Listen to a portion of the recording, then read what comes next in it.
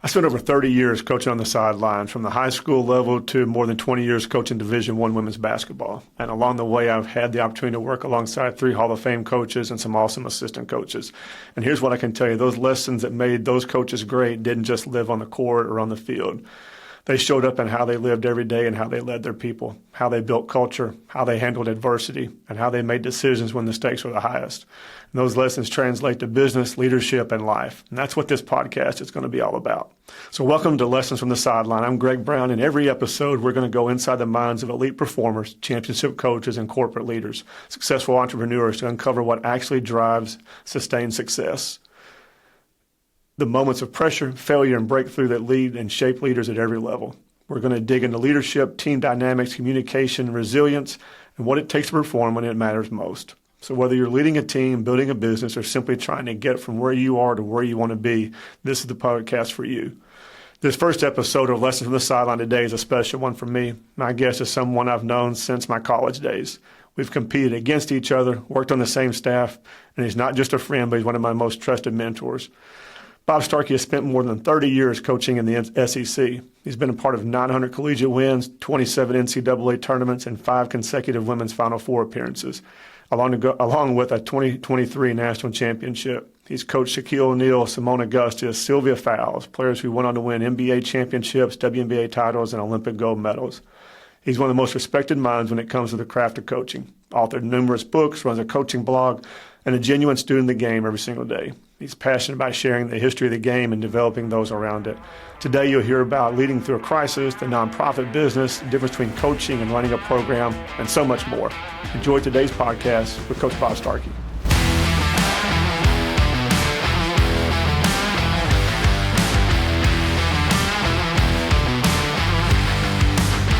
All right, can you hear me there? Sorry for sore eyes. Jeez.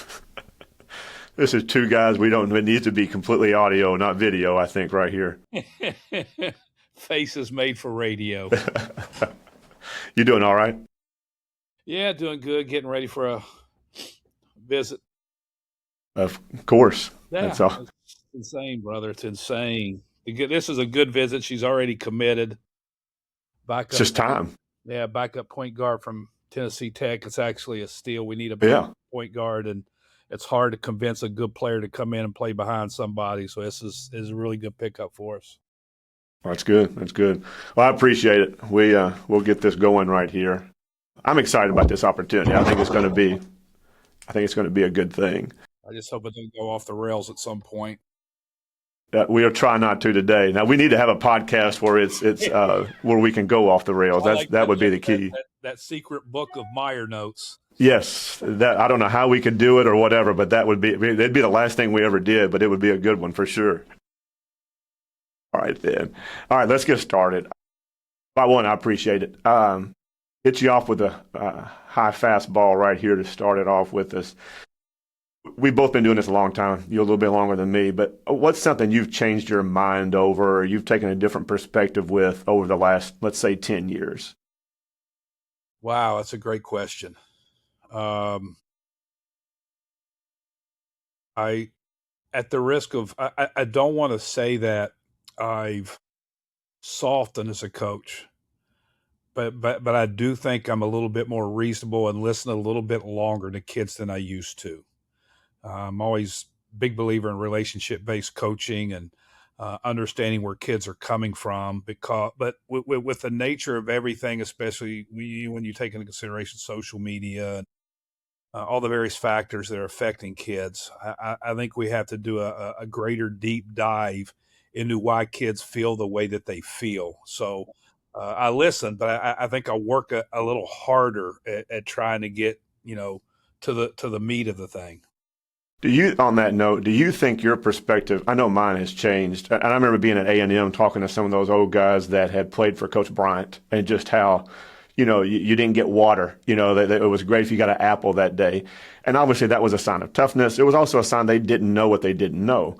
So do you think that what we used to consider, well, that's just soft coaching, now is a little bit more, for lack of a better term, enlightenment? We now know more stuff about how what we say affects how we think, how our thinking is, how we're wired in general. taking those things into consideration, some would feel as soft, but really it's just a better idea of how we're wired and operate. Thoughts on that? Well, I think we've evolved a little bit more. But also, I think there's a fine line. I think some of the things we've learned about, like, for instance, rest and recovery.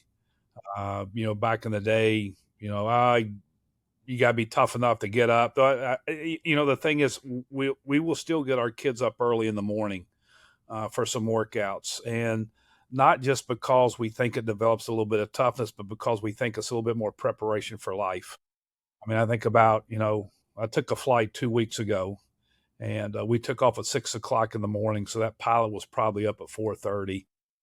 My wife had her first breast cancer surgery at 5:45 in the morning. So I know that surgeon was up a little bit before then. There's certain things that there's just a fine line in evolving, but not avoiding hard things, which I think is what scares me the most about today's generation, especially if we were to talk about portal situations and stuff where kids escaped hard. And I worry about them being able to handle hard things when the basketball's done. Let me jump onto that and take it from not a player's handling hard things, but coaches. That's one of the things I've seen just and talked to coaches about is that I think there's a lot of coaches right now that struggle having difficult conversation with kids about tough situations or tough things because of the portal or because of social media. But there's never a time that we don't need honest and open communication with trust. Thoughts going from there?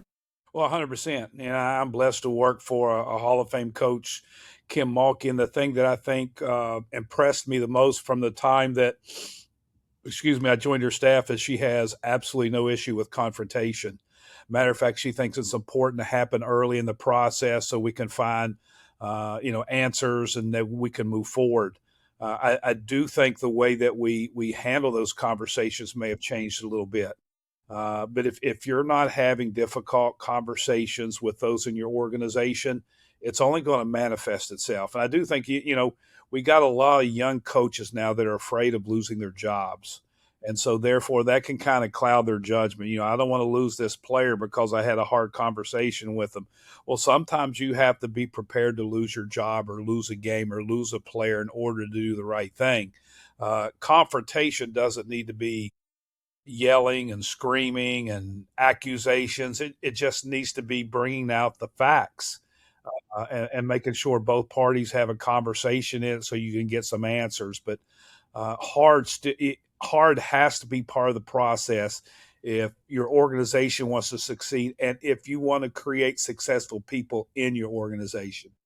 And it's no different. The hard conversations are going to be in your personal life with your marriage, or it's going to be with your kids, or it's going to be with you're a corporate leader. You don't avoid hard things physically or socially or spiritually or whatever aspect of your life you're in. And that's why it's so critical as coaches we do that. I mean, really and truly, the thing that's kept me in this thing for 41 years is I truly believe I can make a difference on somebody after they leave the program. There's a great quote by Lute Olson, who was the Hall of Fame coach at Arizona. They asked him, he just signed a top 5 recruiting class, and somebody asked him to evaluate. And he said, "I'll let you know 20 years from now." And if you truly care about coaching and developing, that's when you find out if you did your job right. Let me ask you this. We've worked with players at all levels, from high school or middle school to the best of the best and the most elite players, Hall of Famers. And this goes on a corporate side too. If you're at a mid-major, most likely, not to say that you can't play in the WNBA or professionally from mid-major, but most likely a lot of those players have different goals at graduation, as opposed to most of the players going to LSU have a different set of goals afterwards. Fine. I guess my question, and the same thing, if you're working at a Fortune 50 company, you're probably working with people who are trying to move up that corporate ladder. You could be in a job as a manager or a leader where the people are just there to work and fend for their family and supply and do things like that. How do you go about motivating, and I don't know, I hate that word, but of leading people who have different sets of goals? Well, I think if you're you're looking to motivate or inspire or develop somebody, you have to have a relationship with that person, and part of that relationship is you have to do a deep dive on what their deeper why is. I anytime I have a conversation with a player and they tell me their goal is to play in the WNBA, I'll stop the conversation. I said, you're so much greater than that. There's so much more that basketball can do for you than possibly provide you a few years of playing professionally. Basketball is simply a tool that should be able to take you to greater places and do greater things. And then we got to start having conversations on what those things can be. There's a lot of important things to young people. Sometimes they understand it very early. Sometimes it's part of the process. And I am very process oriented. If your goal is to play in the WNBA, that's fine, but it needs to be about the process of the work you do each and every single day in every facet of your life. And if that transpires, that's fine. But again, basketball is just it's just something you want to use basketball. You don't want to let basketball use you. And sometimes kids lose sight. And sometimes we as coaches lose sight of that as well. Let me ask you this on that process-oriented note. I talked to Kevin Oko one time and asked him about it, and he said that the key to being the process part of it was that you have to attach your emotion to the process, not your emotion to the result.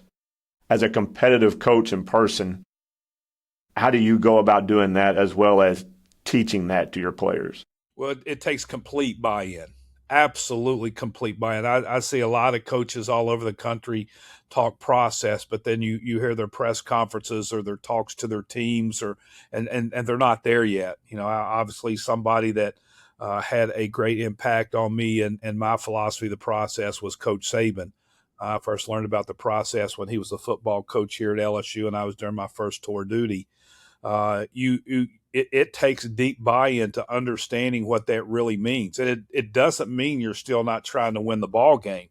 It just means that you have a greater understanding of how, and that you understand that the thought of winning gets in the way of you doing the things that you need to do to win. It also doesn't mean that, you're not upset when you lose. Those emotions are still going to be there, but it takes great discipline and great buy-in to believe in the process during the game and after the game, in your thoughts and your preparation and the way you proceed before and after ball games. Because if you don't, you're teaching, like Coach K would talk about, don't teach a conflicting habit. You're saying process in one thing, and then all you're talking about is the result and your result is perfectly designed. Your process is perfectly designed to get the result that you're getting. So that would confuse the players. 100%. And I think that happens a lot. John Wood never used the word winning with his team, never did. He talked about competing and executing and excellence and habits and fundamentals, but he never talked about winning. Saban, I think, has said it the most. The more you think about winning, the more it gets in the way of actually doing that which you want. And Coach Meyer would say, don't think about winning, think about ways to win. And you're back to those process parts. On that note, and we've both been fortunate to work with great people, Hall of Famers. And I'm talking to a lot of guys that are high school coaches or even assistants that are moving into from being a very successful assistant to being a head coach. And I've done that as well. What would you say is the difference in your experience of coaching a team versus running a program? Because I think there's a difference between the two. Huge, huge difference. Coaching the team, to me, is your day-to-day working in relationship with your players and those directly, whether it's the other members of your staff, managers, trainers. Running a program deals with everything from your administration to the media, to the board of supervisors of your university, to your boosters. I mean, it's all encompassing when you're running an entire program. And I have been blessed to work with several Hall of Fame coaches, and I'm really fortunate at the end of my career that I'm working with Kim, because I don't know I've seen anybody that runs an organization better than she does. She absolutely knows how to delegate. She knows what to oversee. She knows how much freedom to give to different people, and she understands the big picture. She's amazing dealing with the media, with boosters, with the administration, all those things that you have to be good at if you want to have a program of excellence.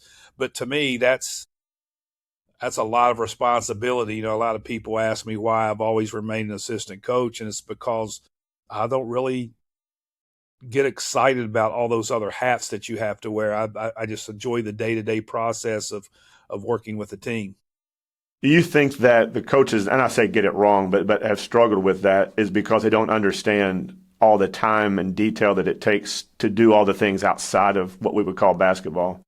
I do, and back in the day, that's what us old people say. You worked your way up. You started at a low level, a small college. I started at NAI school. You started at an NAI school, and a lot of times in those places, when I started at West Virginia State College, I was the assistant coach, and I did the laundry. I cleaned the floors. I set up the gym on game day. And then I still had to do practice and watch film and all that. So you get a little bit of taste of that, but you see all those things that go into being a head coach, where today we have a generation that just wants to jump right into being a head coach, or maybe be an assistant coach for a couple of years and think they're ready until you actually sit in that chair. I think it can be overwhelming unless you take a path where you can observe and see things from other coaches that have done it well, and even coaches from haven't done it well. You can learn from other people's mistakes, and in fact, that should be a priority of you is to learn from other people's mistakes. On that part of experience, now since we grew up, or I say grew up, came through and growing by working camps. I was with Coach Meyer. We worked from June till August, and then, once I got into high school coaching, I would work coaches camps, but then would end up at Utah or Carolina or wherever. That little farm system is gone the way I see it now. A lot of schools don't run camps. They certainly are not doing a lot of teaching camps. There's not a lot of, it's just time. And I was talking with a friend of mine, and we said, we came out of Lipscomb probably with 15 years of experience of teaching, because you were teaching every single day for 4 straight years. How now can young coaches coming out of college try to figure out, there's tons of resources to watch and listen to, this would be one or whatever, but to get that teaching experience that I think a lot of coaches don't have the opportunity to now? Well, I wouldn't give up on the camp angle, but it certainly has changed. I am part of the reason I'm here is because I worked 9 straight summers of camp at Old Dominion for Marianne Stanley. And again, I remember one year Marianne was working with USA Basketball, and she gave every camp coach, she was running T-game with her Olympic team, and she gave each camp coach a part of the T game to run with their camp team. And then we had meetings in the evening to ask what we thought. The networking at camps is a huge part. But now you're right. There's few opportunities. Something people don't understand. There's an NCAA rule. We're not allowed to hire a coach if they might have a player that we recruit in the next 2 or 3 years, which is asinine. But that's a whole nother story. I think the best way to teach is to teach. And that may mean you start out on the high school level or a small college level, or maybe you volunteer somewhere. And if you can't actually get experience on the floor, one of my absolute favorite things to do is go observe practice. Even today, I'll find a team that's touring in the summer and go watch them practice. It's obviously hard for me to do during the season, but in June and July and August, when one of my favorite stories is Gail Gustencour's when she was at Duke, and Sherry Cole when she was at Oklahoma. I was there for an entire week watching them practice and asking questions. I mean, just drove them nuts with all the questions they had. Got there early to see how they set up. I would find a mentor or two. And if it was teaching that I felt I needed to improve upon, I would seek out those best teachers. And it takes hard work, but that's the only way you're going to get there. Well, and that's how I got to know Coach Summit, was Coach coming to spend a couple of days or a few hours with Coach Meyer and ask him a question or a wrinkle or whatever. It doesn't stop. And I think that's something that, obviously, you've done a tremendous job of sharing what you have and promoting the game and teaching the game, and that's something I want to be a part of. And I think and Coach Meyer was the best. I think one of the best of sharing to a fault. Now, he knew how to scale it as well, but also sharing it to a fault. Let me ask you this. We've both coached through a lot of different things, and I've joked, and I don't know who told me this, that every day you should kind of expect there's going to be 2 to 3 crises going to pop up. I've also thought when I was coaching wherever, like, man, they have it so locked in, they have no problems at whatever school. And it can be LSU or UConn or Tennessee or wherever. But then when you get into it, you're like, we've all got problems. But I do think the great teams handle problems better. What's your thoughts on handling problems better that we're all going to have? Well, the first thing going is to understand that, like you said, you're going to have them. And you got to have the right attitude. One of the great coaches I worked for, Dale Brown, his big thing was problems aren't problems, they're opportunities. And when I speak at clinics, one of the things that people ask me is a couple of characteristics for an assistant coach. And the number one assistant coach trait for me is to be a problem solver. My job is to look for problems or anticipate problems and solve them before they get to Coach Mulkey's desk. And if I can't do that, to work with Coach Mulkey to solve them. And you're right. I could do a 4-hour podcast with you on all the problems we had in 23 that ended up with the national championship. But on the outside looking in, people go, well, that must have been a breeze. And Smooth sailing. absolutely. And it's not. But I think it was Ryan Holiday who talked about the three levels of adversity for programs. Average programs get through it, and I forget what the second one is, but great programs get better. And I think that's got to be your goal. You have to understand that problems are opportunities to make your team become more mentally tougher, physically tougher. If you handle problems properly, they're an absolute advantage to the growth of your program. Versus ignoring the problem or pretending it doesn't exist, which you see, and I mean, we've all seen it and heard about it. On that note, going back to running a program or coaching, we know how important hiring is and the balance on a staff. And I would think, and if you could just speak on this, that you need somebody on your staff that is looking out for those potholes ahead of them. Either they have the experience to know that these are coming up, or they are wired internally to look for those. What's your thoughts on that staff of having those various elements? Well, I think one of the worst things a young coach does is they hire, if they get an opportunity to become a head coach, they go out and they hire friends, or they hire people that they're very comfortable around. And a really good coach is going to go out and hire staff the way they would recruit a team. We have spots to fill. We have roles to fill, and I need to find people to fill those roles. I know Krzyzewski used to like to hire young former players because he understood who he was and what his program was about, what their culture needed to be.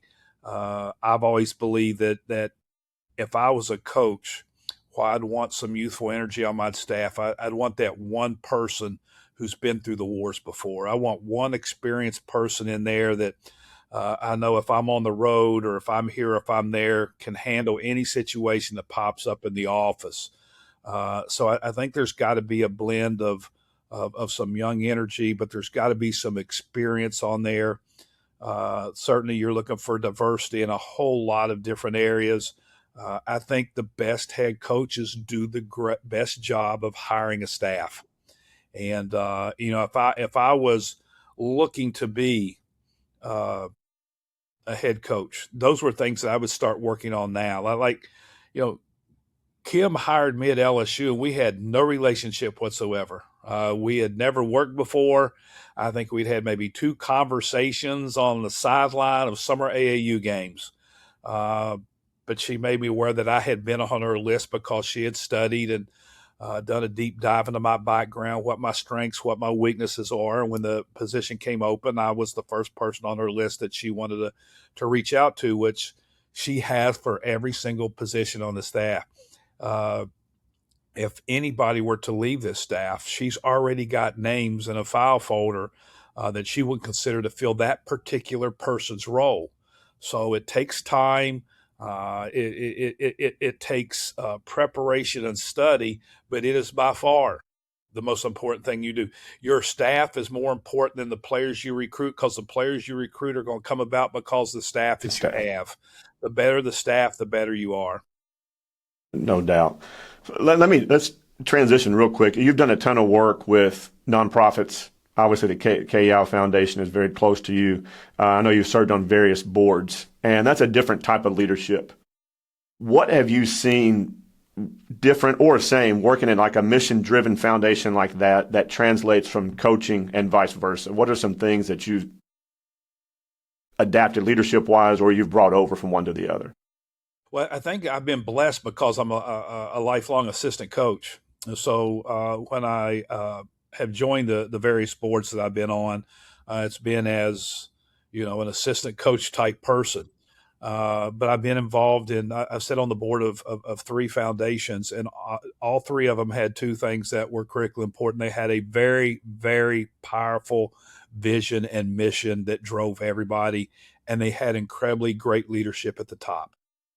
The unique things about boards is, for instance, the KL board. There's term limits for the majority of the people, so people rotate in and off the board just like a team. You come in, you serve for 4 years, and then you have a new group. So, but that staff that stays there for the most part is the one that drives the culture and paints the picture and does a lot of the table setting for the board to be in. But you have to have a great mission, a great vision, and you have to have great leadership.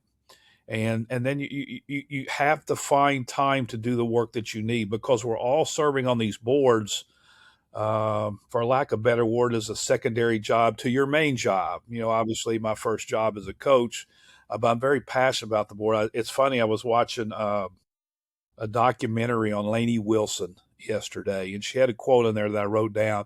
She said, "If you want to be a dreamer, you have to be a doer."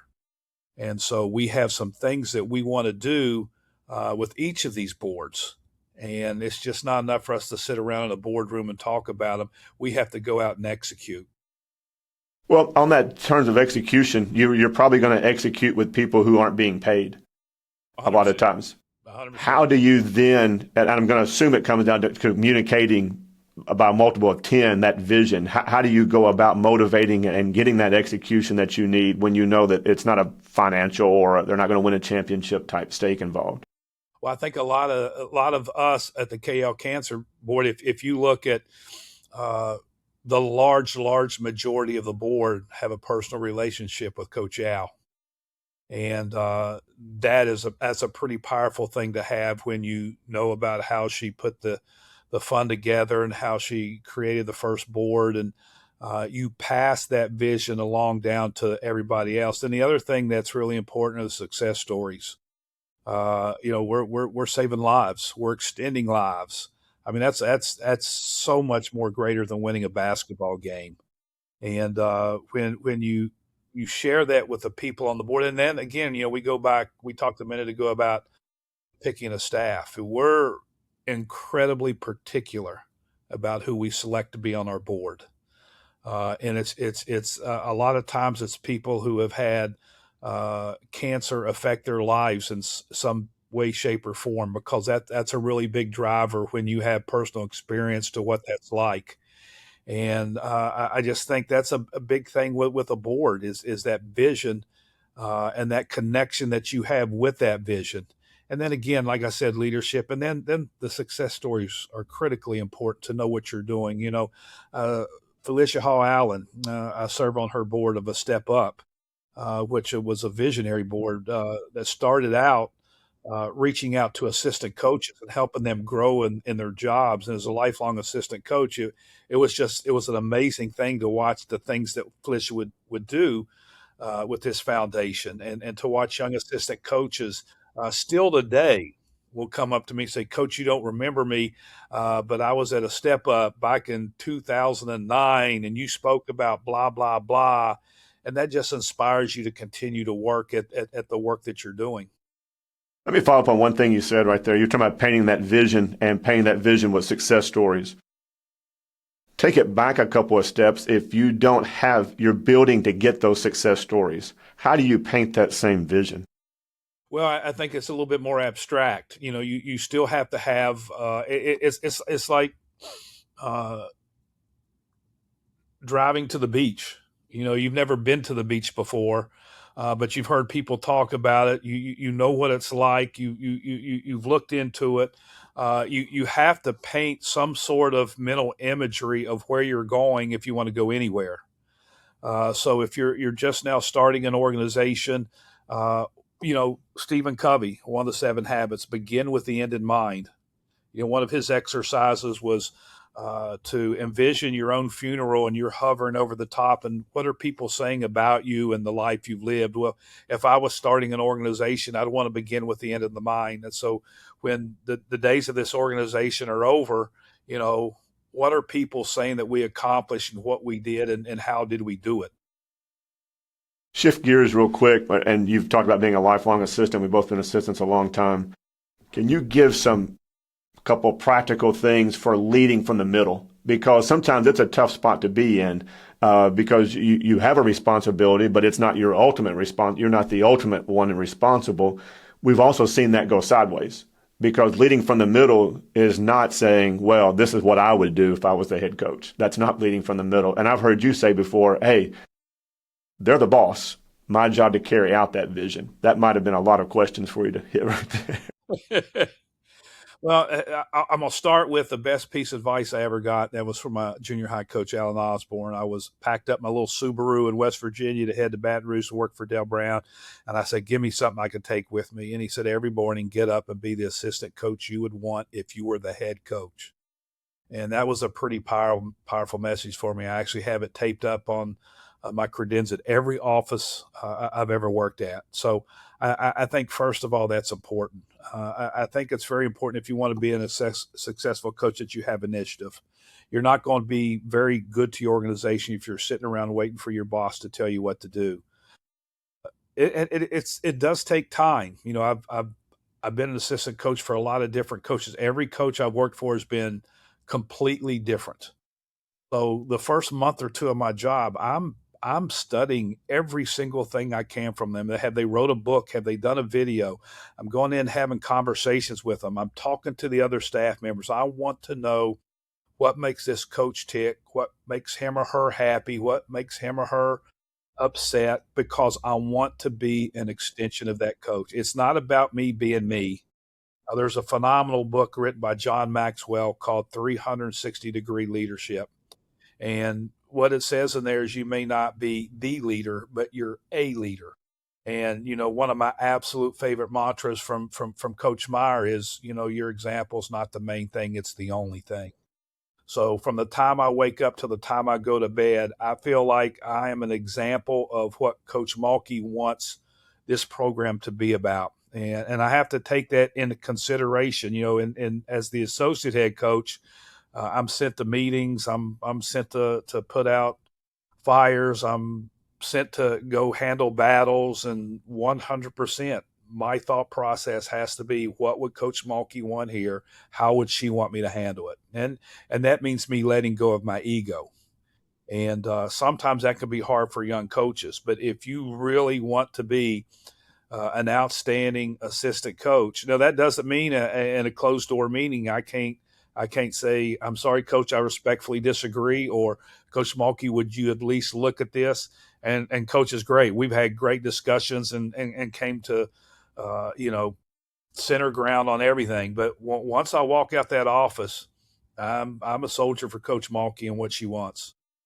Let me ask you this. You talked about what head coaches should look for in assistants. How have you evaluated when you've went to a different job? What have you looked for knowing that, hey, this, for one, for me to succeed, and for two, for me to help them succeed, this is what has to be there? You know what? That is probably the best thing you brought up so far in this podcast in terms of assistant coaches, because young assistant coaches, they're going to jump at the biggest paycheck or the biggest marquee job or, maybe a program that's won at a high level. When I first started, I wanted a job where I was going to be given a lot of responsibility. I wanted to work. I wanted to learn everything that I could. I started out at NAIA school. We talked about, I had a lot of responsibilities there, and I loved it. I mean, I just wanted to work. And then I went from there to Marshall University, where I was the only assistant coach on staff. So again, a lot of responsibility, a lot of work. I wanted to build my knowledge of the game. I wanted to work for smart coaches. And every coach I've worked for has been incredibly intelligent, but in different ways and in different areas. And I've worked for defensive coaches and offensive coaches. I've worked for coaches with great organizational structure. I've worked for coaches that were incredible motivators. I've been able to work for a lot of varieties that have made me very important. The one thing that was really important to me is I was not going to work for somebody that I didn't respect. I cannot work for somebody whose morals or values are different than mine. I'm not saying I'm better than them or that, but there's certain levels behavior and understanding that I want to work with. And it's so much easier when you have that same compass that your boss has. It's just a much easier way to get through the problems and adversity of building a program. Oh, that alignment. I mean, from the top down and bottom up right there. Just a couple more, Coach. In order to be a successful head coach or even assistant coach, the administration is key. Some advice or some things you've seen, like what do you think you should expect from the administration? And on the other side of it, what should the administration expect from their coaching staffs? Well, I think that's a really broad-based question because of all the parameters that are involved. I think the first thing any coach should understand is they have no understanding of what an administrator has to do, especially in this day and age, especially on my level. We have problems in our program. Multiply that times 10 with an administration. They are having to put together an organization that runs 23, 24 sports. They're in charge of academics, they're in charge of compliance, they're in charge of budgets for all of these. And so they do have a unique set of problems, and you need to be understanding to that. Another thing is you're not going to get everything you want. The best programs get what they get, and whatever the resources they have, they find a way to make that work. We're not football here. Somebody will say, "Hey, did you see all the NIL football?" Listen, this is my football. They need anything from me, I'll write them a check. I need football to win here. I'm a team player. I'm all for football winning here. We need men's basketball to win here. You've got to see the big picture. Uh, Never lied to administrator. To me, the biggest thing with getting along with an administration is having mutual respect for each other. It's no different than what we talked about with coach and players. There's going to be hard confrontative discussions, and you got to walk away knowing each party is doing the best that they can. I've been blessed to work for some great administrations. I've said all along, when my first tour of duty at LSU, we went to 5 straight Final Fours. And I would tell you that a big, big reason for that started when we hired a president named Mark Emmert, and he hired an athletic director named Skip Burtman. The support for our program changed instantly. We would not have done what we had done without the administration. Now, I think it's important that coaches cultivate relationships with their administrators. We had a senior women's administrator. We have an AD. We have great relationships with the people we work with. And that's reciprocal. I mean, we have administrators that travel to games with us, come to practice. To me, if you can find an institution with administrators that genuinely care and roll up their sleeves and get it. I'll never forget when Skip Burtman was hired as athletic director, he had a huge staff meeting with all the coaches. And he told us, if you come to me and ask me for something, I will never tell you no. He goes, I might not be able to tell you yes yet, but if you're telling me it's important, we'll find a way to do it. And he ran his administration like that. I remember we needed to raise money, and Skip called 2 different events together of people he knew to help us do it. So if you can find that type of administration, it's great. If you can't, it's still incumbent upon you to find a way to work with them the best you can. Well, and you said it's cultivating a relationship no different than with a player or another staff member. It's not a relationship. And too often, I think coaches, I'm speaking broadly, too often I hear of coaches, well, I just don't really talk to them. Well, that's not a very effective relationship.